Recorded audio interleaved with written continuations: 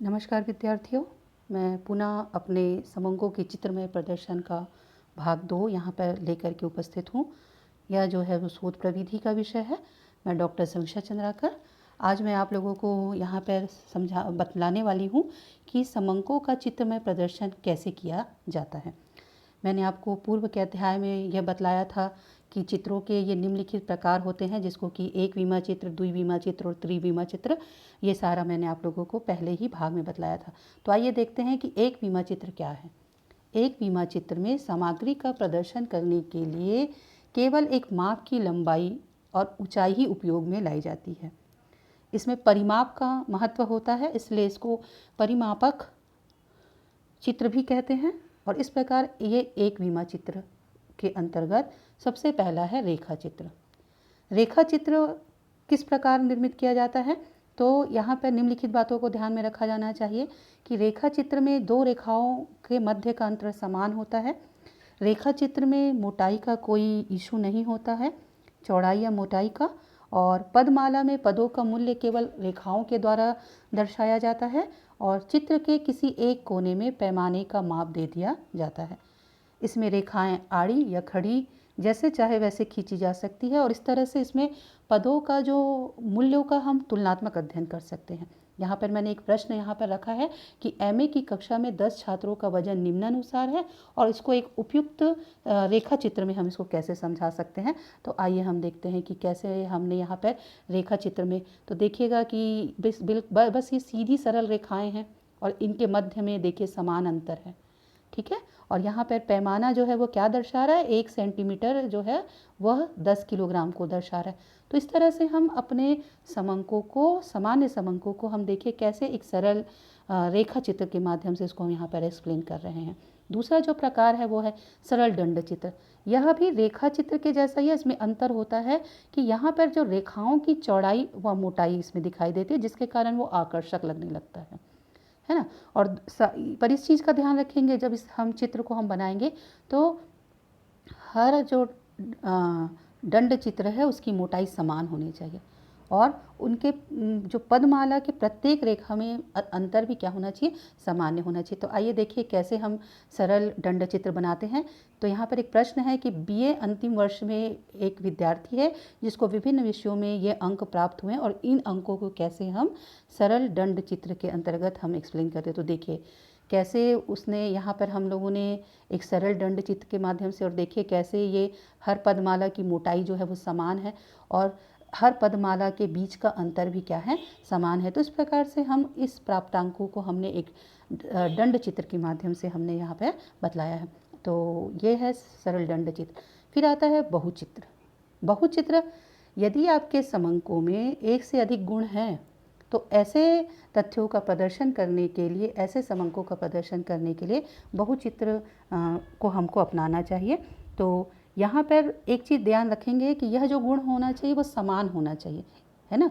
एक ही समंकों में गुणों में सजातीयता होनी चाहिए। गुणों में विजातीयता होने पर हम बहुचित्र का इस्तेमाल नहीं कर सकते। यह तुलना की दृष्टि से बहुत उपयुक्त माना जाता है और समंकों के गुणों के आधार पर दंड की संख्या निर्धारित होती है। यदि 2 गुण हैं तो 2 दंड, अगर 2 से अधिक गुण हैं तो 3 दंड। इस प्रकार से हम इसमें अपने दंड की संख्या को क्या कर सकते हैं, बढ़ा सकते हैं। तो मैंने यहाँ पर एक प्रश्न है, जैसा अभी देख रहे हैं कोरोना महामारी पूरे विश्व में फैली हुई है, तो विश्व में विभिन्न देशों में कोरोना प्रभावितों की संख्या और उससे प्राप्त मृत्यु की जो संख्या है वहाँ पर यहाँ पर दर्शाया गया है। तो देखिएगा कि कैसे हम यहाँ पर दर्शा रहे हैं, क्योंकि 2 गुण यहाँ पर दर्शा रहे हैं इसलिए हमने यहाँ पर देखिएगा प्रभावितों को इस तरह के निशान से दर्शाया और मृत्यु प्राप्त को इस तरह के निशान से दर्शाया। तो देखिए चूँकि इसमें 2 गुण है इसलिए दंड की संख्या कितनी है, 2 है। सभी के बीच दंड का जो अंतर है वह भी रेखाओं में वो देखिएगा समान है। तो इस प्रकार से इसको हम कहते हैं बहुचित्र, जिसमें कि समंक जो है एक से अधिक गुण धारण किए हुए। अगला है अंतर विभक्त दंड चित्र। एक ही स्थान या समय में यदि भिन्न गुण के जोड़ों को तथा उनके गुणों को प्रदर्शन, दंड एक ही रहेगा पर उसमें दंड में विभिन्न गुणों को एक साथ प्रदर्शित किया जाता है, इसी को हम कहते हैं अंतर विभक्त दंड चित्र, ठीक है। तो इसमें यह होता है कि बहुगुणी तथ्यों में बहुदंड द्वारा अंतर विभक्त द्वारा दर्शाया जाता है। इसमें एक ही दंड के अंतर्गत सारे गुण क्या होते हैं, समाहित होते हैं और उनके योग का प्रदर्शन किया जाता है। तो देखिए यहाँ पर एक प्रश्न है कि एक महाविद्यालय में 4 संकायों में प्रवेशित विद्यार्थियों के 3 वर्ष के होने वाले परिवर्तनों को अंतः विभक्त दंड चित्र के द्वारा कैसे प्रदर्शित किया गया है। तो ये यहाँ पर हम देखते हैं कि कैसे अंतर विभक्त दंड चित्र के द्वारा उसको दर्शाए। देखिएगा कि एक सत्र 2017-18 का दंड ये है, ठीक है, और उसके आधार पर इसकी संख्या को दर्शाया गया है। और यहाँ पर हमने संकेत में लिखा है कि कैसे ये जो है वो कला, विज्ञान, वाणिज्य विधि को दर्शा रहा है और एक ही दंड में वो पूरे 2017-18 के कुल विद्यार्थियों की संख्या दर्शाई गई है, कला का भी, विज्ञान का भी, वाणिज्य का भी और विधि का है। इसको कहते हैं अंतः विभक्त दंड चित्र। अब हम देखते हैं कि अंतः विभक्त अध्यारोपित दंड चित्र, ठीक है। तो मूल्यों के मध्य का अंतर अथवा भिन्नता को प्रदर्शित करने के लिए अंतः विभक्त दंड चित्र के अंतर्गत इसको दर्शाया जाता है और भिन्नता को प्रदर्शित करने के लिए एक दंड दूसरे दंड पर अध्यारोपित कर दिया जाता है। तो जैसे एक प्रश्न यहाँ पर दिया गया है कि निम्न वर्षों में भारत आयात निर्यात के समंकों को अंतर विभक्त हमको यहाँ पर करना है, तो कैसे इसको हम दर्शाते हैं, आइए देखते हैं अपने चित्र के अंतर्गत। तो देखिएगा कि कैसे ये अध्यारोपित दंड चित्र है जिसमें पैमाना 1 सेंटीमीटर 50 करोड़ रुपए को दर्शा रहा है और एक ही चित्र में हमने सत्र में देखिएगा आयात और निर्यात दोनों को यहाँ पर दर्शाया है। यानी एक ही समंक है, उसमें 2 गुण हैं और एक गुण दूसरे के ऊपर अध्यारोपित किया जा रहा है, तो इसको कहा जाता है अंतः विभक्त अध्यारोपित दंड चित्र। अब आते हैं प्रतिशत दंड चित्र। ये प्रतिशत दंड चित्र क्या है? यह थोड़ी सी कठिन क्लिष्ट विधि है, इसको समझने में थोड़ी कठिनाई होगी। जैसे पदमाला के जो समस्त मूल्य है उसको 100 मान लिया जाता है और पदमाला के प्रत्येक मूल्यों को निम्न सूत्र के द्वारा हम प्रतिशत में बदलेंगे। कैसे? पदमाला का मूल्य बटे पदमाला का पूर्ण मूल्य गुणित 100। और समस्त दंडों की ऊंचाई इसमें क्या होती है? समान होती है। वह चौड़ाई या मोटाई भी समान होती है। प्रत्येक दंड के अंतर भी समान होते हैं। तो प्रतिशत के आधार पर प्रत्येक दंड का तुलनात्मक अध्ययन किया जाता है और कुल मूल्यों की तुलना इसमें से हम नहीं कर सकते हैं। तो देखिए कैसे है। देखिए मैंने जो प्रश्न था उस प्रश्न को यहाँ पर हमने प्रतिशत में बदला कि हिंदी में 2 महाविद्यालय थे। प्रश्न में ये कहा जा रहा है कि 2 महाविद्यालय ए और बी और दोनों महाविद्यालय में विभिन्न विषयों से जो अंक जो प्राप्त हुए हैं उसके बारे में यहाँ पर दर्शाया गया। तो कैसे देखिएगा कि पहले हमने उसको सूत्र लगा करके उसको प्रतिशत में बदला और फिर उन प्रतिशतों के आधार पर प्रतिशत दंड चित्र का निर्माण किया जो प्रतिशत प्राप्त हुए हैं। देखिएगा ए और बी महाविद्यालय और देखिएगा कि कैसे उसके अंतर्गत हिंदी विषय में कितने प्रतिशत विद्यार्थी हैं, इकोनॉमिक्स में कितने हैं, सोशोलॉजी में कितने हैं, पॉलिटिकल साइंस में कितने हैं, ज्योग्राफी में कितने हैं। इसको हम एक ही दंड चित्र में सभी विषयों के प्रतिशतों को क्या कर रहे हैं? दर्शा रहे हैं। तो इसको कहा जाता है प्रतिशत दंड चित्र। फिर आता है विचलन दंड चित्र। इसमें विचलन दंड चित्र में क्या होता है कि इसमें आमने सामने दोनों ओर हम अपने समंकों को प्रस्तुत करते हैं, है ना। तो सर्वप्रथम हम क्या करेंगे? आधार में एक रेखा खींच लेते हैं, ठीक है। इस रेखा को 0 मान लेते हैं। फिर इस मध्य रेखा के दाहिनी ओर धनात्मक और बाईं ओर ऋणात्मक मूल्यों को प्रदर्शित किया जाता है, ठीक है। तो यहाँ पर एक नगर पालिका में आय व्यय का जो विचलन है वो दंड चित्र द्वारा प्रदर्शित करना है कि आय और व्यय कितना है और उनके बीच का विचलन कितना है। इसको आप देखते हैं कैसे, इसको देखिएगा कि कैसे विचलन दंड चित्र में ये बीच में एक 0 मान करके एक आधार रेखा खींची गई है और प्लस को एक तरफ और माइनस को एक तरफ दर्शाया गया है। इसी को हम कहते हैं विचलन दंड चित्र। इसके पश्चात है सर्कन या द्विमुखी दंड चित्र। सर्कन या जो द्विमुखी दंड चित्र है उसको सर्वप्रथम हम जो आंकड़े हमारे पास है उसको हम 100 के बराबर मान करके प्रतिशत ज्ञात कर लेते हैं, है ना। और मध्य के मूल्य को प्रदर्शित करने के लिए पिछले चित्र की तरह एक सीधी रेखा या आड़ी रेखा इसमें खींच देते हैं। फिर मध्य से संबंधित दोनों पक्षों के मध्य रेखा के इधर उधर उसको प्रदर्शित कर दिया जाता है। मध्य के दोनों ओर की सभी दंडों की लंबाई जो होती है वो क्या होती? बराबर होती है, जो कि इसको हम 100 मान लेते हैं। तो देखिएगा कि एक महाविद्यालय में विभिन्न विषयों में उत्तीर्ण विद्यार्थियों की जो छात्र और छात्रा का जो प्रतिशत है वो इसमें हम दर्शाएंगे। ठीक है, तो हम देखते हैं कि देखिए यहाँ पर छात्र और छात्रा का अलग है और उसका प्रतिशत जो है वो 100 के अंतर्गत है। तो किस प्रकार देखिए हमने प्रतिशत निकाल करके किस तरह से इसको दोनों ओर, एक तरफ बॉयज़ है और एक तरफ क्या है गर्ल्स, और बीच में देखिए आप एक सीधी रेखा यहाँ पर दिखाई दे रही है। तो इस तरह से इसको सर्कन या द्विमुखी दंड चित्र कहा जाता है। अगला हम देखते हैं युग्म दिशात्मक दंड चित्र। यह चित्र भी लगभग द्विमुखी दंड चित्र की तरह ही होता है। इस चित्र में भी दंड की लंबाई वास्तविक मान अथवा पद मूल्य के बराबर होती है। युग दिशात्मक में दंड की लंबाई पद मूल्य के योग के अनुसार ही होती है। तो देखिए इसमें एक प्रश्न है कि एक नगर पालिका में निम्न सारणी के अनुसार आय तथा व्यय किया गया है और इन तथ्यों को हमको युग्म दिशात्मक दंड चित्र के द्वारा प्रदर्शित करना है। तो हम इसको कैसे प्रदर्शित करेंगे? तो देखिए इस चित्र के माध्यम से देखिए कि पैमाना 1 सेंटीमीटर बराबर 1 लाख रुपए है और यहाँ पर मध्य में हमने इसको 0 मान लिया है। एक तरफ आय को प्रदर्शित कर रहा है, दूसरी तरफ व्यय को प्रदर्शित कर रहा है और यहाँ पर वर्ष हमने दर्शा दिया है। तो इसको कहा जाता है युग्म दिशात्मक दंड चित्र। दोनों दिशाओं से ये समंक जो है गुणों को धारण किए हुए हैं और उसको वो क्या कर रहा है, प्रदर्शित कर रहा है। फिर आता है स्तूप या पिरामिड चित्र। इसमें भी एक आधार रेखा या खड़ी मध्य रेखा खींची जाती है। ठीक है, और जनसंख्या में जो विभिन्न लक्षण हैं, लिंग, आयु, शिक्षा आदि के आधार पर जो वितरण है समंकों का, उसको पिरामिड या स्तूप रूप में दर्शाया जाता है। इसमें दंड जो होते हैं वो विभक्त नहीं होते, अलग नहीं होते। दंड एक दूसरे से सटे हुए होते हैं, नीचे क्रम से ऊपर क्रम की ओर बनते हैं, इसलिए इसको स्तूप या पिरामिड चित्र कहा जाता है। तो आइए एक प्रश्न यहाँ पर है, आयु तथा लिंग अनुसार निम्न जनसंख्या का प्रदर्शन हम स्तूप चित्र में कैसे करते हैं? देखिए ये चित्र क्या दर्शा रहा है। ये चित्र दर्शा रहा है कि हमने कैसे इसको प्रदर्शित किया है।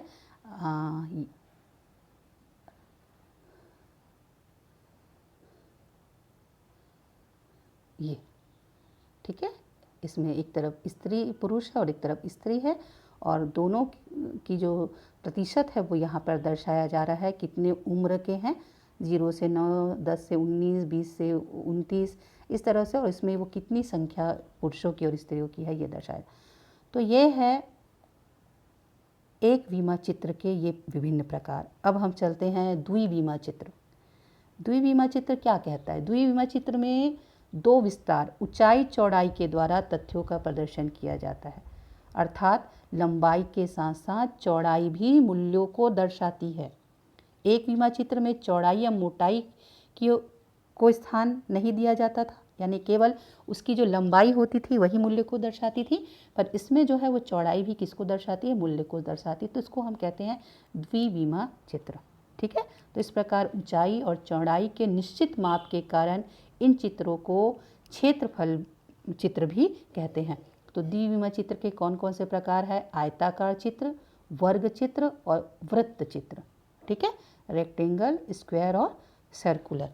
तो हम देखते हैं कि किस तरह से ये चित्र बनाए जाते हैं। आयताकार चित्र, द्विविमा चित्रों में आयताकार चित्रों के द्वारा तथ्यों को प्रदर्शित किया जाता है।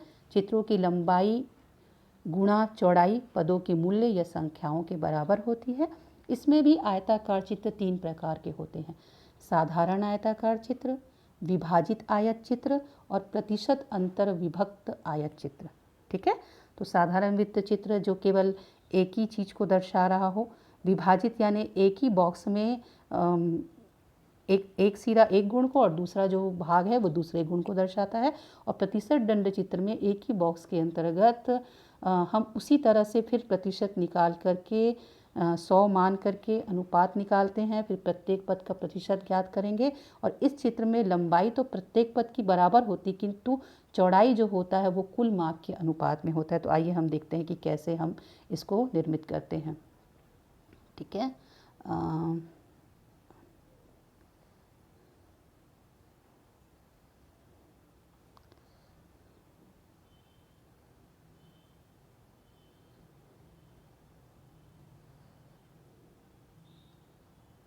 देखिए एक प्रश्न है यहाँ पे,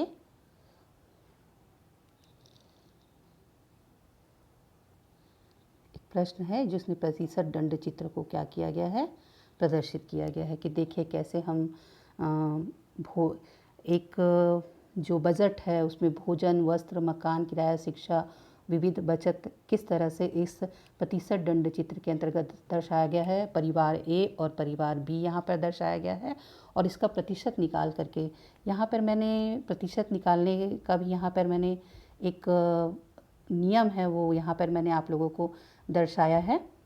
देखेंगे आप प्रतिशत निकालने का दंड चित्र का ये है कि कैसे उन मदों को यहाँ पर दर्शाया गया है।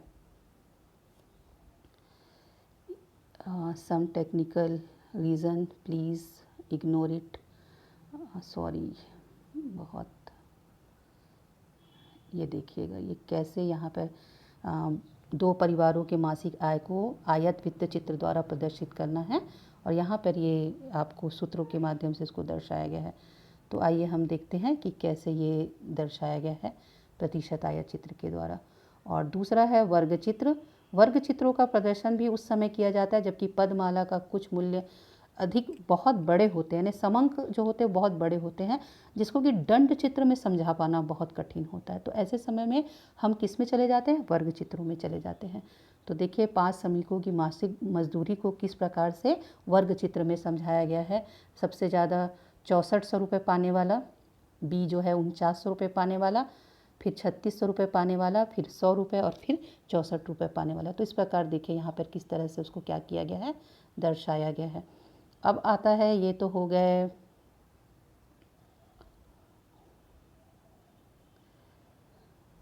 वर्ग चित्र। अब हम देखते हैं वृत्त चित्र।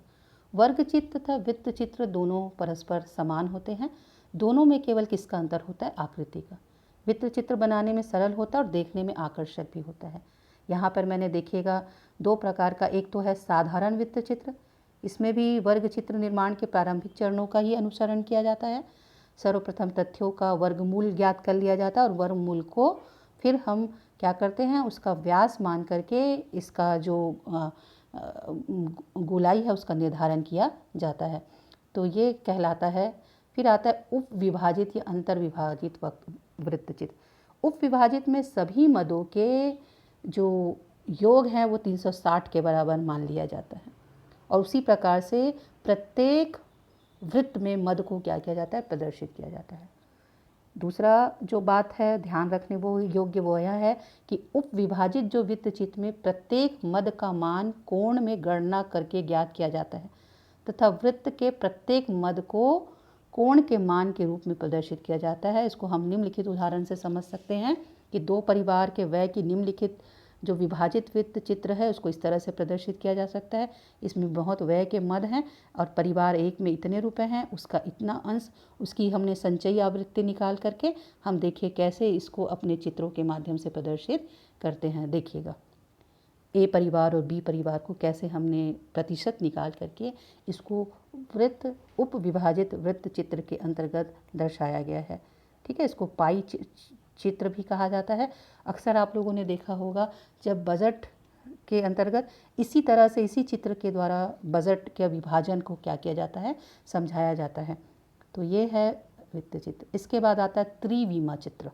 त्रिविमा चित्र जिसको कि जिस समय समंक के मूल्यों या मापों का अंतर इतना अधिक हो कि उन्हें दंड या वर्ग चित्र में समझा पाना मुश्किल होता है, तो उस समय हम त्रिविमा चित्र को के अंतर्गत अपने समंकों का प्रदर्शन करते हैं। पहला है घन चित्र। सबसे पहले दी हुई संख्या, मूल्य और मापों का घन मूल्य ज्ञात कर लिया जाता है। जो घन मूल्य आए उनके अनुपात से भुजाएं ले ली जाती है और उनसे घन बना लेते हैं। इन भुजाओं से बने हुए घन का आयत संख्याओं मूल्यों को माप के अनुपात पर इसको बराबर होते हैं और इस तरह से हम इससे ये घन चित्र का निर्माण कर लेते हैं। इसके बाद आता है चित्ररेखा। चित्ररेखा जो पद्धति होती है वो वियना के एक विद्वान थे, ऑटो न्यूरेथ थे और यह पद्धति बहुत अधिक लोकप्रिय है। चित्ररेखा के अंतर्गत अंकों या संख्याओं को उनसे संबंधित चित्रों या तस्वीरों के द्वारा प्रदर्शित किया जाता है। संबंधित वस्तु के चित्र द्वारा प्रस्तुतिकरण से चित्र जो है बहुत आकर्षक और सुंदर लगते हैं। उदाहरण के लिए जनसंख्या को बताना है ना, तब मनुष्य यदि मनुष्य यदि पशु संख्या बतानी हो तो पशुओं के द्वारा उस समय चित्र में उन संकेतों को क्या किया जाता है, प्रदर्शित किया जाता है। इसको हम कहते हैं चित्ररेखा। उसके बाद आता है मानचित्र। समंकों, मापों एवं अन्य सूचनाओं को मानचित्र द्वारा भी प्रदर्शित किया जाता है। तो इस तरह से हम जो है मानचित्र तो आप सभी ने देखा होगा, है ना। तो प्रायः उपज, उत्पादन, वितरण, तापक्रम, वर्षा, खनिज उत्पाद, संपत्ति व जनसंख्या के घनत्व आदि को दर्शाने के लिए मानचित्र का प्रयोग किया जाता है। तो ये है समंकों का चित्रमय प्रदर्शन।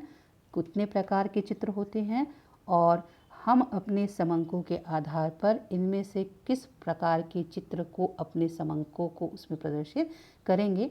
यह बहुत कठिन कार्य होता है कि अपने दिए गए आंकड़ों को चित्रों में ढालना, पर यह बहुत आकर्षक भी होता है और हमारे शोध में ये चित्र कहीं ना कहीं आकर्षकता को बनाए रखते हैं और लोगों को बरबस ही अपनी ओर ध्यान आकर्षित करने के लिए विवश करते हैं और यह हमारे आंकड़ों की जटिलता को सरल बनाते हैं। क्योंकि हमने सुना होगा कि एक चित्र 1000 शब्द के बराबर होते हैं। तो अनुसंधान कार्य के लिए समंकों का चित्रमय प्रदर्शन करना बहुत ही उपयोगी माना जाता है। धन्यवाद विद्यार्थियों। आशा है आप सबको ये समझ आ गया होगा।